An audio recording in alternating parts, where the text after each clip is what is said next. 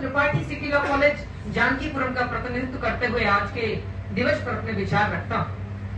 मुझे तो गर्व है कि मैं एक ऐसे विश्वविद्यालय से जुड़ा हुआ, मैं एक ऐसे महाविद्यालय सिटी लॉ कॉलेज का छात्र हूँ जिसने समय समय पर विभिन्न प्रकार के गांव में विभिन्न प्रकार की उन आबादियों तक जाकर के विधिक सेवा दिवस के कार्यक्रमों को मनाने का प्रयास किया है, विधिक सेवा शिविर लगाने का प्रयास किया है। और हाल ही में हमने जानकीपुरम के नजदीक नहुआखेड़ा गांव में उन लोगों तक विधिक सेवा पहुंचाई है, विधि के क्षेत्र में महत्वपूर्ण जानकारी पहुंचाई है, जिसका लक्ष्य विधिक सेवा प्राधिकरण निर्धारित करता है।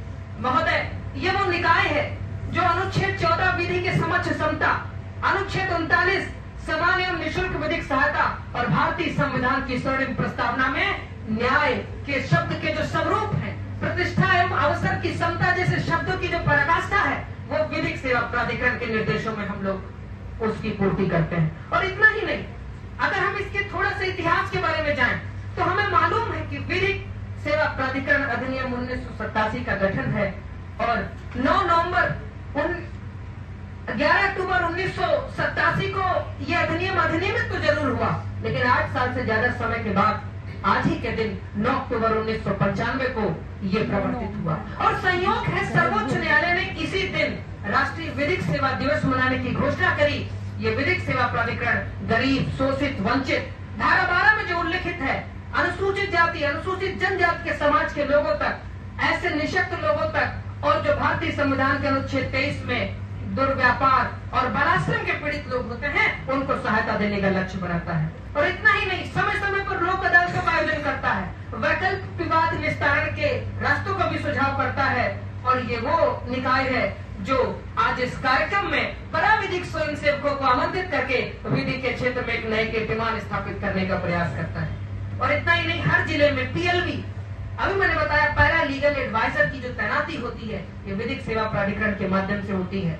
और इनमें से अधिकांश प्रेरित होकर के बाद में विधि की योग्यता हासिल करके अधिवक्ता बनते हैं और विधि रूपी जो न्याय की जो सागर है, जो नदी है, उसमें अधिवक्ता रूपी नाव का सहारा लेके न्याय के उच्चतम प्रतिमानों तक हम पहुंचते हैं। और मैं आज जिक्र करना चाहूंगा, चूंकि अधिवक्ता समाज से लोग भी उपस्थित हैं, विधियों की जो विधि है, विधि शास्त्र, उसमें कभी लॉर्ड क्रॉस ने कहा कि jurisprudence is the study of fundamental concept of lawyers.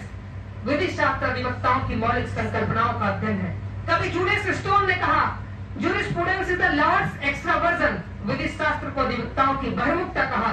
और मैं तो समझता हूँ हमारा विधि शास्त्र कहता है कि मनुष्य को समाज से पृथक नहीं किया जा सकता है, और जब समाज से पृथक नहीं कर सकते तो एक हम कैसे कर सकते हैं। और उसका जो सार है वो पारस्परिक न्याय है, जिसमें कल्याण की भावना निहित है। और हम तो जानते हैं ड्यूकेट ने सामाजिक समेकता का जो सिद्धांत दिया, आज उन सिद्धांतों को परिकल्पित और परिलक्षित करने वाली संस्था विधिक सेवा प्राधिकरण है, जो धारा 3, 6 और 9 के माध्यम से क्रमशः राष्ट्रीय, राज्य और जिला इकाइयों तक पहुंचती है।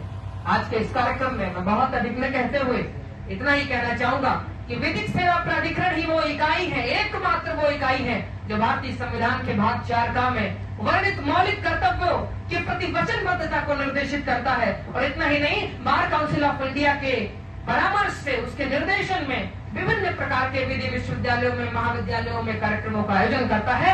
और इसके प्रभावी परिणामों के रूप में आज हम सब एकत्रित हैं। इसी के साथ राज्य विधिक सेवा प्राधिकरण को आज के इस अवसर पर, इस स्वर्णिम अवसर को सहभागी बनाने के लिए मैं बहुत बहुत आभार व्यक्त करता हूँ। बहुत बहुत धन्यवाद ज्ञापित करता हूँ।